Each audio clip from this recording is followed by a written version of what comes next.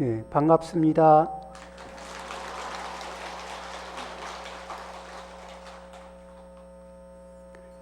출가에서 열반까지, 출가제일에서부터 열반제일까지 총 8일 동안 부처님 생애와 관련한 법회를 갖습니다. 오늘이 벌써 7번째 녹원 전법상입니다. 녹원이라는 것은 녹야원을 줄여서 하는 말인데, 이 녹야원이라고 하는 장소, 그러니까 인도 지명으로는 사르나트, 이 사르나트라고 하는 바라나시에서 안쪽으로 좀 한 30여 분 정도 들어가면은, 그러니까 여기에서 우리 양산시에서 통도사를 오는 것 정도로 그렇게 거리를 들어가 보면은 그 사르나트라고 하는 지역이 있습니다. 거기가 그 녹야원이라고 우리한테 알려져 있죠. 그러면은 녹야원이 왜 그렇게 중요한가? 부처님이 최초로 법문을 설하셨다. 그러면은 법문을 최초로 설하신 장소가 녹야원이냐? 꼭 그렇지는 않아요. 그런데도 왜 최초로 녹야원에서 법문을 설하셨다, 이렇게 말씀을 하시느냐? 그러면은 부처님이 성도하시고 보리수 아래에서 성도하시고 그곳이 보드가야라는 곳입니다. 보드가야에서 이 바라나시 사르나트까지 가는 데는 굉장히 먼 거리예요. 그러면은 그렇게 먼 거리를 가게 된 사연부터 이야기를 좀 해보겠습니다. 이 세상에서 사람들이 상식적으로 보통 세상의 상식이라는 게 있습니다. 예를 들면은 한국 사람들이 상식으로 알고 있는 것인데, 그거를 아프리카 사람이 어느 날 한국에 들어와서 한국의 상식을 알기가 어렵고, 한국 사람이 아프리카에 가서 아프리카의 상식을 아프리카에 도착하자마자 알기 어렵습니다. 그런데 세상 사람들이 무명 번뇌에 쌓인 상태에서 상식이라고 생각하고 있는 그러한 상식을 깨는 깨달음을 성취하신 부처님이 이 삼매 속에서 관을 하십니다. 누가 이 법문을 들으면은 최초로 이해할 만한 분인가? 그래서 그 가능성이 있는 분들을 이렇게 하나하나 체크를 해보셨는데, 그 중에서 우따카 라마푸타, 알라라 깔라마, 이런 분들을 떠올리게 됐죠. 이분들은 예전에 부처님이 유성 출가, 또 뭐죠? 이렇게 이 설산 수도상, 여기에서 이 수도를 하는 과정에서 만났던 앞전의 선생님들입니다. 연세도 많고, 그리고 경지가 상당히 높은 분들이에요. 그런데 경지가 높기는 높은데, 그런데 3계를 벗어나는 정도의 수행력을 했느냐 못했느냐. 3계는 못 벗어났지만 거의 실력이 조금만 더 이렇게 올바른 지도가 있으면은 3계를 아주 쉽게 벗어날 수 있는 정도의 높은 수행력을 갖추신 분들이었어요. 부처님이 삼매 속에서 살펴보니까 이미 입적하셨어요. 다 돌아가셨습니다. 우따카 라마푸타, 알라라 깔라마, 이런 분들이. 그럼 또 그 다음에 5비구, 부처님과 함께 수행을 했던 5비구가 어디 있는가 하고 살펴보니까 녹야원에 가 있는 거예요. 그런데 그러면 왜 이분들을 먼저 생각했느냐? 이 부처님이 성도하신 보드가야 근처에는 가야라는 지방도 있고 그쪽에도 수행자들이 굉장히 많았는데 그럼에도 불구하고 멀리 있는 오비구를 생각하게 됩니다. 자, 이제 우리가 일상에서 한번 우리를 돌아봅니다. 어떤 사람은 이것이 옳구나 이런 판단이 주어지면은 즉각적으로 몸으로, 말로, 마음으로 행동하는 사람도 있고 이것이 옳구나 하고 확신이 와도 그 옳긴 옳지만 어떤 거는 실천하고 어떤 거는 미적미적하고 이러는 분들도 있고 또 어떤 분들은 그게 옳긴 옳지만 옳다고 어떻게 실천을 다 해. 그러고 아는 건 아는 거고 실천하는 거는 별개의 문제고 이렇게 되는 거예요. 그런데 처음 이 어려운 가르침을 소화하기 위해서는 어떤 분들을 찾게 됐느냐 하면은 이해하는 만큼 이해가 되면은 즉각적으로 몸이 따라가고 이해하면은 마음이 따라가고 이해하고 나면은 말 습관이 따라갈 수 있는 즉각적으로 습관이 따라갈 수 있는 사람들 이런 분들을 찾아보신 거겠죠. 제일 어려운 부분이 어떤 것이냐? 어렵게 이해를 시켰는데 어렵게 이해를 하고 나서 하는 말이 있습니다. 예, 알겠습니다. 무슨 말인지 이해는 되는데 그렇다고 그거를 어떻게 다 실천하겠습니까? 아는 건 아는 거고 실천은 별개의 문제죠. 이렇게 해버리면 어떻게 되겠어요? 좀 많이 곤란하겠네요. 자, 우리는 어디에 삽니까? 나 자신은 어떤 상태에 살고 있을까? 잘 몰랐던 거, 이해할 수 없었던 거. 그런데 어느 날 좋은 인연 속에서 머리에 불이 번쩍 들어오고 눈도 밝아지고 이해가 됐어요. 그 다음에 실천을 하게 될까? 아니면 실천을 미루게 될까? 아니면 실천을 조금 하다가 멈추고 미루어둘까? 실천하다가 머물게 되는구나. 예, 그렇기도 합니다. 그러면은 우리는 법의 이익, 이 법의 이익을 잘 받기 위해서는 우리를 어느 방식으로 연습을 해야 될까? 올바르게 이해가 되고 나면은 그것을 실천할 수 있는 그런 습관을 준비하는 거예요. 자, 우리가 알기로는 부처님 제자가 되신 분들 중에 유명한 분이 있습니다. 앙굴리마라.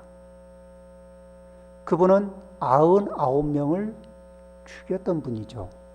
근데 그 앙굴리마라는 스승이 그 부처님을 만나기 이전에 모시던 스승이 잘못된 가르침을 줬어요.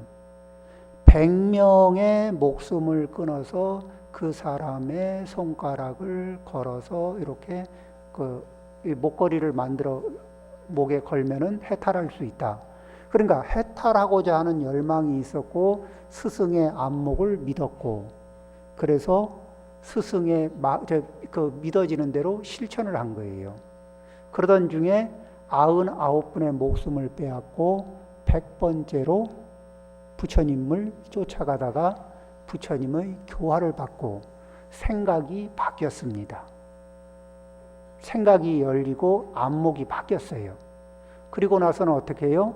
바로 깨달음의 경지로 들어갑니다. 이렇게 생각이 바뀌고 깨달음이 오면은 생각이 열리면 열린 대로 습관이 따라가는 사람. 몸의 습관이 따라가고 말 습관이 따라가고 마음 습관이 따라가는 이런 분들을 우리는 상근기라 그럽니다. 그러죠? 하기도 하고 이해는 되지만 하기도 하고 안 하기도 하는 사람들은 중근기라 그래요. 그리고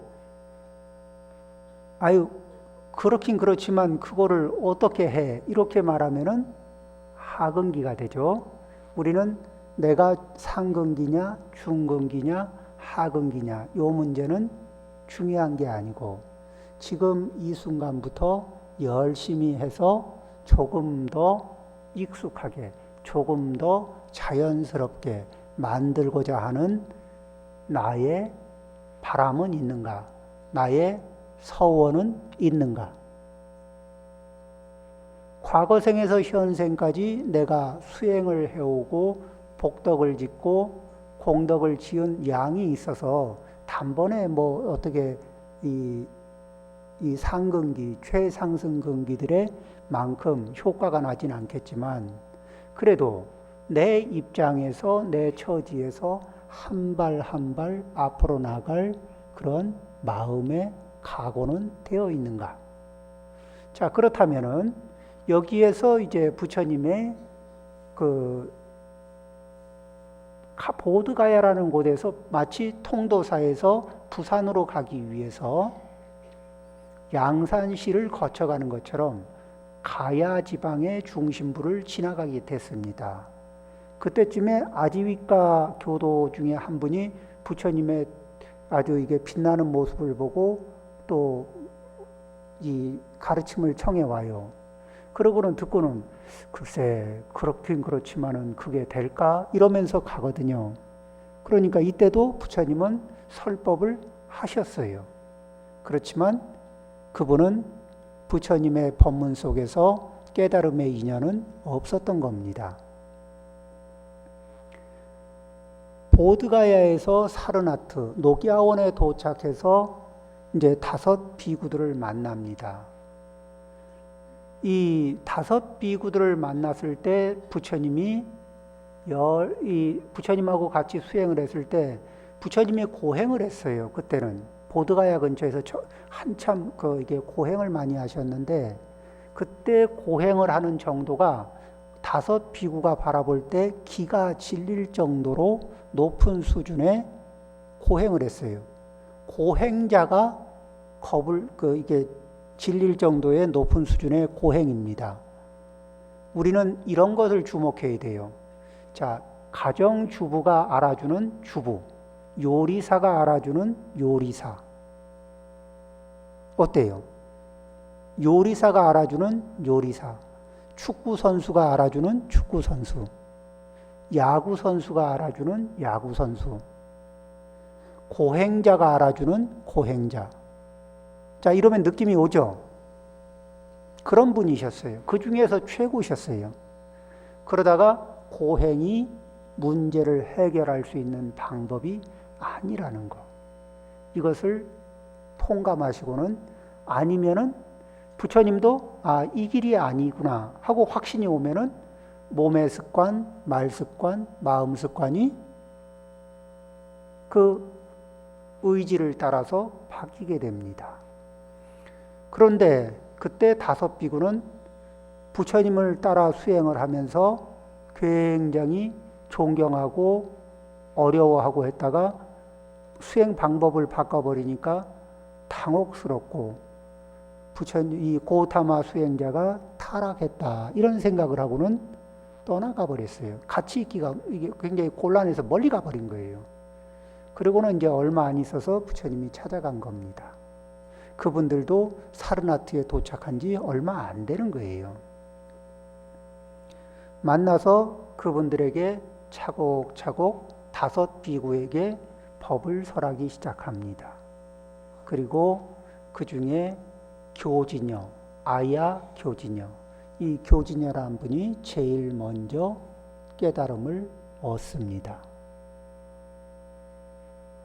이 교진여란 분이 누구냐면은 금강경에서 나오는 금강경에서 우리가 굉장히 고약한 왕이 하나 나오죠. 그래서 부처님이 인욕선인이었을 때, 인욕선인으로서의 수행을 할 때 왕을 만납니다. 그 왕이 그 인욕선인을 이렇게 해치는 일을 겪어요. 전생담입니다. 그리고 그 왕의 잔인한 행위인데 인욕선인은 편안하게 인욕의 수준을 높입니다. 그 순간에. 그러면서 나중에 발언을 하죠. 당신 덕분에 내가 인욕바라밀이 완성됐다. 원래는 인욕바라밀을 완성하려면 시간이 훨씬 더 걸려야 됐는데 당신이 내준 어려운 숙제를 감내하면서 인욕의 수준이 급상승하는 바람에 인욕바라밀을 완성하게 됐다. 고맙다. 그러므로 나도 은혜를 갚기 위해서 내가 먼 훗날 깨달음을 성취해서 부처님이 되면은 당신을 제일 먼저 제도하겠다. 이런 서원을 세웁니다. 그러니까 이렇게 훌륭한 분한테는 그렇게 이게 복덕과 공덕이 가득한 분에게는 선연을 짓든 악연을 짓든 가까이 가면은 그분들은 그걸 전부 선연으로 소화하는 힘이 있어요. 그렇게 해서 그분들의 이 첫 번째 깨달음을 얻게 되는 인연을 이제 맞이합니다. 그 왕 이름이 가리왕이죠. 자, 그런데 이렇게 해서 이분들이 생각이 열리니까 상근기의 분들은 어때요? 자, 생각이 전에 못 보던 걸 보고 전에 못 보던 걸 듣게 되는 경지에 진입합니다. 그러면은 습관이 주저할까요? 아니면은 습관이 바로 따라붙으면서 바뀌게 될까? 바뀌어요. 그 지견에, 그 견해에 습관이 맞춰지면서 세상이, 다른 세상이, 깨달음의 세계가 열리게 되는 겁니다. 그분들은 상근기니까 그렇고 우리는 상근기가 아니니까 안 해야 되겠다? 아니면 그분들도 과거에는 교진여도 가리왕 같으면은 상근기였겠어요? 하근기였겠어요? 가리왕이었을 때는 하근기였지. 그리고 그분이 인욕선인에게 악행을 했던 과보로 지옥을 방문했을까 안 했을까? 당연히 방문했죠. 지옥을 방문해서 지옥고를 다 마치고 그 다음에 그거는 그거고 그 다음에 그 인욕선인의 인욕바라밀을 완성시켜 주신 공덕도 있고 또 부처님의 과거 서원도 있고 이렇게 해서 인연이 만나지면서 다시 그 최초의 깨달음을 얻을 수 있는 그런 소중한 인연으로 바뀌게 되는 거예요. 자, 우리는 이 대목에서 다시 생각합니다. 나도 가리왕처럼 악행도 저질렀다가 지옥도 방문했다가 나중에 좋은 인연을 만나리라. 이렇게 해야 될까? 안 그러면 우리는 악행은 좀 배제하고 선업과 선행으로 선지식을 만나고 또 부처님의 법을 소중한 마음으로 받아들이면서 내 몸의 습관, 말 습관, 마음 습관이 법에 수순하고 법에 수순하는 몸과 이 습관을 가지고 올바른 지견을 열어서 그 올바른 지견을 따라 내 신구의 삼업이 수순하는 멋진 수행자도 되고 또 그렇게 해서 스스로가 복도 짓고 공덕도 짓고 다른 사람들에게 복전이 되기도 하고 또 극락세계에 원하면은 언제든지 갈 수 있는 그런 실력을 갖춘 진실한 불자가 되기를 발언해야 되지 않겠어요?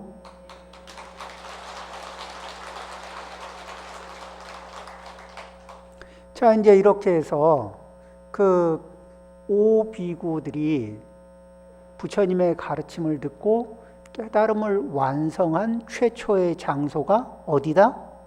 녹야원이다. 그러니까 부처님 입장에서는 교화를 시작해서 최초로 성과가 난 자리예요. 녹야원에서 아라한이 배출이 된 겁니다. 최초의 졸업생이 나온 거예요.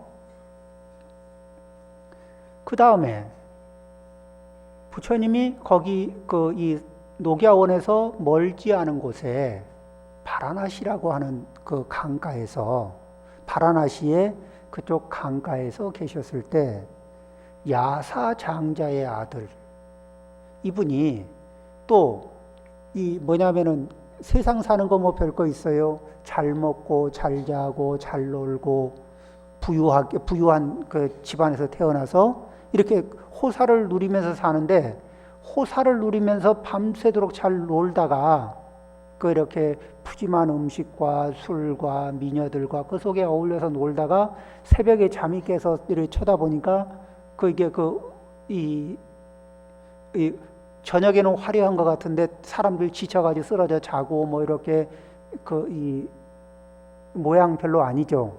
이게 여태까지 배운 거로는 야사장자의 아들이 이게 최고라고 해서 해봤는데, 새벽에 눈을 떠서 이거 정경을 들여다보니까 이건 아닌 것 같아. 이 공허함을 어쩔 수가 없어. 그래서 홀로 이 강가를 걷게 됐는데 거기에서 부처님을 만나게 됩니다. 그리고 이분이 부처님에게 법문을 듣고, 이분도 상근기예요. 그 전까지는 이 호사스럽게 잘 입고 잘 먹고 잘 놀고 이러고 살면은 그게 인생 최고인 줄 알았던 분이 한순간에 생각이 바뀌니까 그런 거 다 필요 없이 다 내려놓고, 그리고 그런 걸 내려놓고 난 뒤에 후회도 갈등도 또 망설임도 없고 편안하게 부처님을 따라서 출가하고 수행을 하게 됩니다. 자, 상근기는 어때요? 새로운 견해가 열리면은 그 세계에 진입하는데 습관이 온몸으로 진입하는데 망설임이 있을까 없을까? 없어요. 중근기는 들락날락하고, 하근기는 그 문전에서 들어가면 큰일 날 것 같아서 망설이죠. 자, 이제 이렇게 해서 그 야사장자가 출가하니까 장자의 아들이 출가합니다. 그러니까 어때요? 그 친구들이 평소에 봐왔던 야사라는 그 인물이 보통 인물이 아닌데, 저 총명한 사람이, 저 대단한 사람이 선택한 길이라면은 평범한 길이 아닐 거다. 이렇게 해서 따라서 또 출가를 합니다. 그렇게 해서 50명이 출가를 합니다. 그러면은 5비구하고 합치면은 몇 명이 되죠? 55명. 그리고는 다시 부처님이 거기에서 그분들에게, 다른 이들에게 이 깨달음의 세계를 전해라. 이렇게 하면서 이 부처님은 어디로 또 가시느냐? 우르벨라라고 하는 이 가야 지방에, 그러니까 보드가야가 있었던 그 부처님이 정각을 이루셨던 그 근처에, 이 평소에 보니까 큰 이 불을 섬기는 수행자 집단이 있었는데 큰 그룹이 있었어요. 500명이 한 그룹, 300명이 한 그룹, 또 200명이 한 그룹, 이렇게 해서 큰 그룹으로 이렇게 세 집단이 있었거든. 그 형제들이 가섭 형제예요. 부처님이 거기 가셔가지고 그분들을 교화하는데, 근데 이분들은 연세도 많고 오랜 세월 그쪽에 수행을 하니까 처음에는 자기도 존경받고 있고 자기도 오랜 동안 수행을 해왔고 이런 분들이면 쉽게 받아들일까 안 받아들일까? 안 받아들이고 막 버팁니다. 그러다가 버티고 버티는데 나중에는 이 부처님이 정각을 이루신 것이 맞고 자기는 아직 수행이 많이 부족하다는 걸 내심으로는 알지만은 자존심 때문에 버티고 있던 마지막에 부처님이 그러십니다. 대가섭 자네는, 당신은 아라한이 아니면서 아라한이라고 말을 하고 이 경지에 진입하지 못했으면서 경지에 진입했다고 얘기하고 왜 이렇게 진실하지 못한가 하고 크게 야단을 치게 됩니다. 처음에는 굉장히 부드럽게 하셨죠. 처음엔 부드럽게 계속해서 비교만 그렇게 스스로 알아서 비교하고 스스로 알아서 부끄러움을 느끼고 참개심을 갖게 유도를 했어요. 그러다가 그것이 인연이 성숙했을 때 탁 한마디 정확하게 야단을 한번 치십니다. 그러니까 대가섭이 마음을 탁 내려놓고 진실로 인정합니다. 이렇게 하고서는 그 대가섭이 부처님에게 귀의를 합니다. 그리고는 그 데리고 있던 500명의 이 대가섭을 따라서 수행하던 그분들한테 그럽니다. 나는 오늘부터 여태까지 하던 불을 섬기는 수행을 중단하고 부처님을 따라서 부처님의 제자가 돼서 수행할 것이다. 그대들이 하고 싶은 대로 하라. 머물고 싶은 자는 머물고 떠나고 싶은 자는 떠나라. 그런데 그 500명이 다 한결같이 당신이 선택한 길이라면 틀림없이 의미가 있을 겁니다. 우리도 그 길을 따라 가겠습니다. 이렇게 해서 500명이 따라왔는데 그런데 이분들도 굉장히 빠른 속도로 깨달음을 얻습니다. 그리고 그 대가섭의 형제 중에 둘째, 셋째 이분들도 그 대가섭은 상류 그 강가의 상류에서 있다가 이제 안 쓰는 도구 이제는 불을 섬기느라고 쓰던 그런 도구들을 전부 강에다 버렸어요. 그러니까 그게 떠내려오니까 형님한테 무슨 일이 생겼나 해가지고 전부 와봤는데 부처님의 제자가 돼 있다 그러니까 그분들도 큰 형님이 선택한 일이라면은 평범한 일이 아니고 큰 형님이 선택한 일이라면은 틀림없이 의미가 있는 일일 것이다.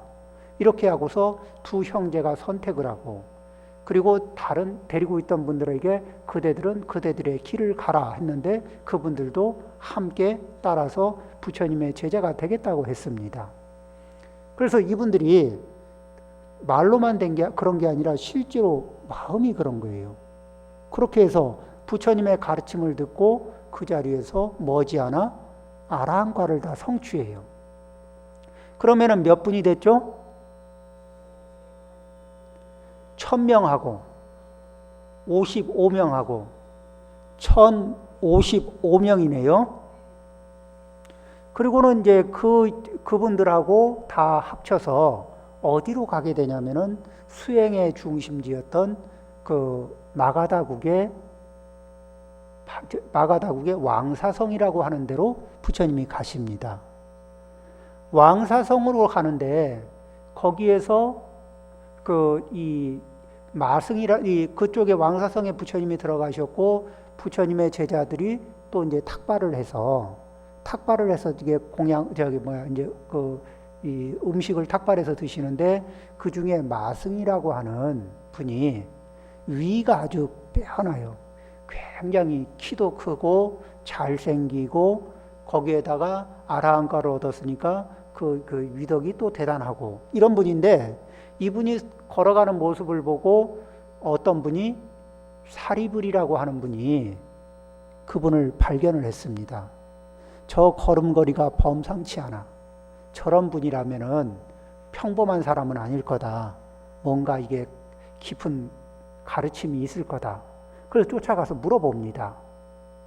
당신의 스승은 누구이고 당신은 어떤 이 공부를 했습니까? 이렇게 묻게 되는데 그때 이제 이 아라한과를 얻은 이 마승이라는 분이 하는 말이 있습니다. 저는 출가한 지 얼마 안 돼서 그러니까 부처님 제자가 된 지 얼마 안 되잖아요. 아라한이 된 지 얼마 안 되거든. 저는 이제 이 아라한으로서 공부 시작한 지가 얼마 안 된 거예요. 공부를 시작한 지 얼마 안 돼서 아는 게 없습니다. 우리 스승님에게 물어보십시오. 그래, 이제 그러지 말고 아는 것만 조금 가르쳐 주십시오 해서 마승비구가 개송 하나를 요만큼 알려줬거든요. 요만큼 손톱의 한마디만큼. 근데 그것만 듣고서도 사리불존자는 지혜가 총명해서 이 수다원가를 얻습니다.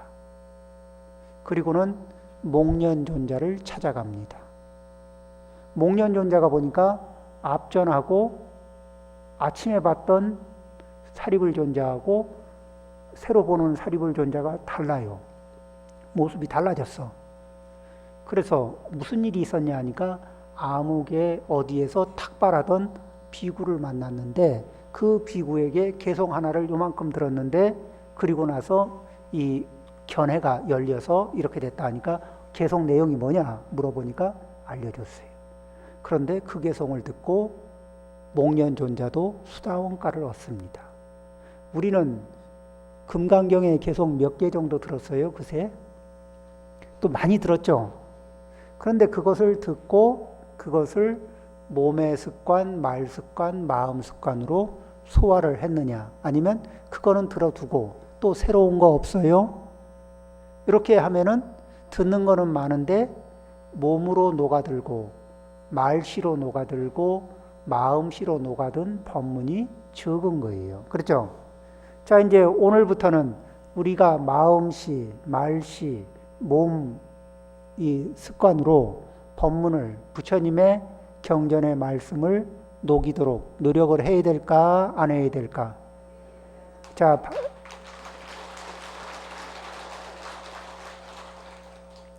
이제 이렇게 해서 그분들이 사리불하고 목련존자가 같이 수행하던 분들이 200분이 있었어요.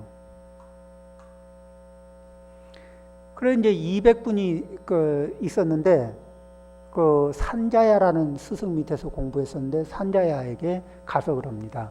저희에게 새로운 정말 이제 그 전까지는 산자야 밑에서 목련존자와 그 사리불존자가 있으면서 그분들을 이렇게 이끌었는데 그런데 정체 상태인 거예요. 수행이 정체 상태에서 이 진보가 없었던 거예요. 그분들이.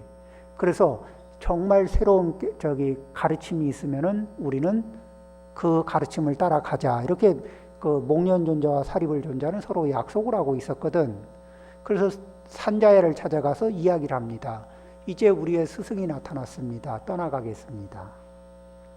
근데 이렇게 두 분이 떠나가는데 200분이 당신들이 간다면 우리도 같이 가고 싶습니다. 그래서 산자야는 혼자 남게 됐어요. 마음이 많이 아프시겠죠. 네, 그분이 좀 마음이 많이 아팠었다는 전해지는 말씀이 있습니다. 그리고 이제 부처님을 찾아와서 그 200분도 또 상근기예요. 이 상근기들도 올바른 법을 만나지 못하고 올바른 가르침을 듣지 못하면 정체 상태로 긴 세월을 보내는 거예요. 그러다가 부처님의 법문을 듣고 하나둘 빠른 속도로 아라한과를 성취합니다. 깨달음을 이루어요. 그렇게 해서 이분들이 다 아라한이 됐어요. 그러니까 숫자를 합쳐보니까 처음에 5, 그 다음에 50, 그 다음에 1000, 그 다음에 200. 다 합쳐보니까 얼마예요? 1255. 그런데 끝수는 말하기가 좀 번거로우니까 끊어내면 1200 제대 아라한. 근데 아라한은 한 분만 있어도 이게 얼마나 이게 대단한지 모르겠는데 그 한 분이 아니라 1255분이 부처님을 쫙 따라다닙니다. 그 위덕이 어떻겠어요? 그 분위기가. 그러면은 사람들이 너도 나도 이 부처님 법에 출가해서 부처님의 제자가 되려고 하는 분들이 생겨날까 안 생겨날까? 생겨나요. 그 중에는 상근기만 오겠어요? 중근기, 하근기도 오겠어요? 자, 그러면 하근기가 부처님법에 출가하면은, 그러면은 그분들은 머리는 부처님을 따라가려고 그러고 몸의 습관은 예전에 하던 대로 하려고 그러겠죠. 그러면서 사고를 치는 일이 있을까 없을까? 그래서 부처님 법 속에서는 그 이렇게 사고를 치는 분들도 더러더러 있어요. 그런데 그분들도 시간이 지나면은 차츰 부처님의 법에 익숙해지면서 훌륭한 고승으로 바뀌어 들어가는 겁니다. 우리 이제 통도사에도 강원도 있고 유론도 있고 그러죠. 그래서 이제 여기에 보살님들이 오래된 보살님들 아시잖아요. 처음에는 좀 출가해서 까끌까끌 거칠거칠하던 스님들이 그 세월이 한 해, 두 해, 5년, 10년, 20년 지나더니 어느덧 아주 이 훌륭한 스님이 돼 있고 이런 것들을 봐오셨잖아요. 예, 그렇습니다. 이렇게 해서 부처님이 그 처음에 녹야원은 왜 중요하냐면은 사람의 몸으로서 사람으로서 아라한과 이상의 공부를 짓는다는 게 3계를 벗어나는 공부를 짓는다는 게 이게 얼마나 힘든 거냐면은 그 원시 시대에 로켓을 쏴서 이 대기권을 벗어나는 로켓을 쏴 올리겠다고 얘기를 하면 원시 농경 시대에 누가 믿겠어요? 그러듯이 3계라고 하는 이 지구에는 지구의 중력장이 있죠. 그래서 중력 범위 안에 있는 거는 아무리 높게 집어던져도 다시 땅으로 떨어지게 돼 있습니다.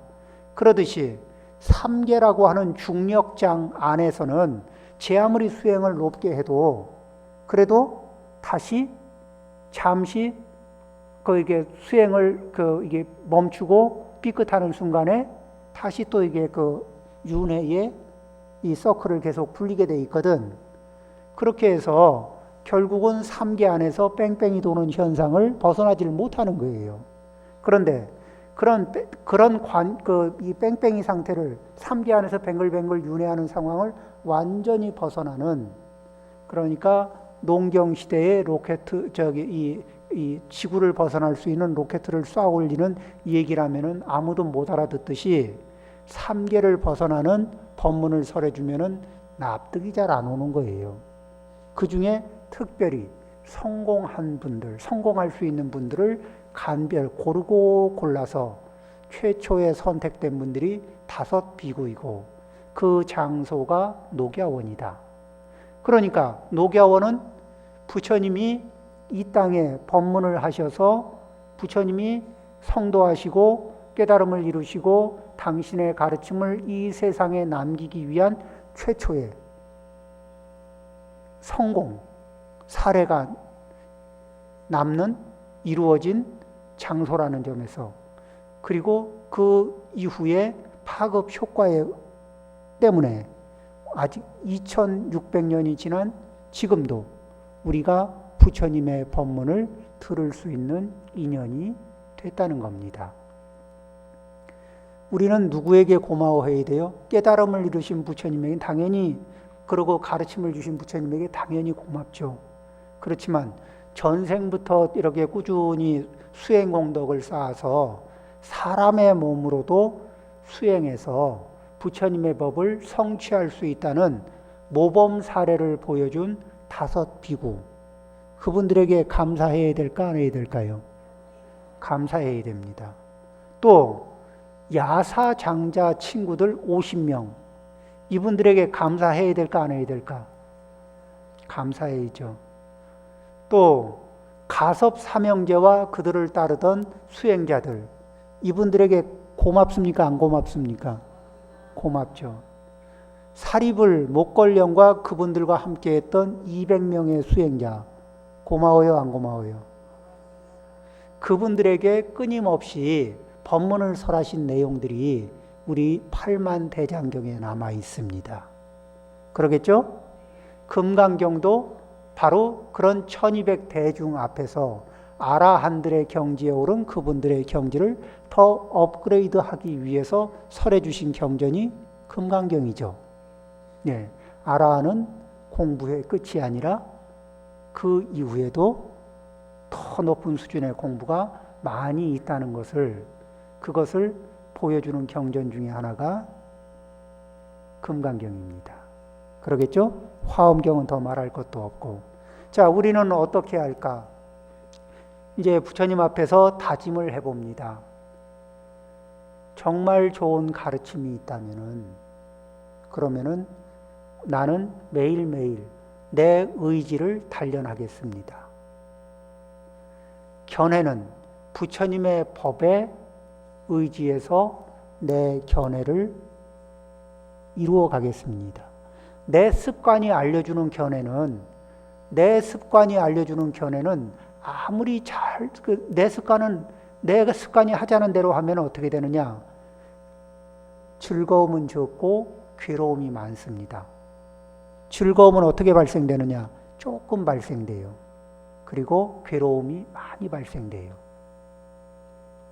그 낚싯바늘에 붕어가 볼 때, 물고기가 볼 때 낚싯바늘에 뭐 먹이가 걸려있는데 그거 잠깐 먹는 즐거움은 작고 낚싯바늘에 걸려서 고생하는 거는 크죠. 그렇듯이 내 욕망의 유혹을 따라서 가다가 만든 즐거움은 적고 고통은 크고, 이게 우리 인생으로 증명하는 거 아니에요? 그렇게 내 인생으로 증명했는데, 그러면 부처님의 이 모든 법문은 어디에 코드가 맞춰져 있느냐? 지식 자랑하는 데 있는 게 아니고, 내가 대단한 인물이라는 걸 증명하는 데 있는 게 아니고, 우리의 괴로움의 양을 줄이고 행복의 양을 늘리고, 괴로움의 뿌리를 빼고 즐거움의 이 열반의 즐거움, 이 물러남이 없는, 무너지지 않는 열반의 즐거움을 완성하는 데 있다는 것. 그 길을 일러주는 것이 부처님의 법문입니다. 이 법문에 맞춰서 우리의 지견을 수정하고 우리의 지견을 완성합니다. 그리고 그렇게 완성된 지견이 이 방향으로 가야 합니다 할 때 따라갈 준비를 갖추는 거예요. 내 몸의 습관이 준비를 갖추도록 연습합니다. 내 마음이 따라갈 그 능력이 되도록 늘 몸과 말과 마음을 다듬어서 의지를 키워서 우리가 그 하루하루 어제보다 오늘, 오늘보다 내일 더 진실한 불자가 되는 그 길로 나아가고, 그래서 이고등락의 상태, 나의 이고등락과 우리의 이고등락을 동시에 성취하는 진실한 불자가 되기를 발언합니다. 마치겠습니다.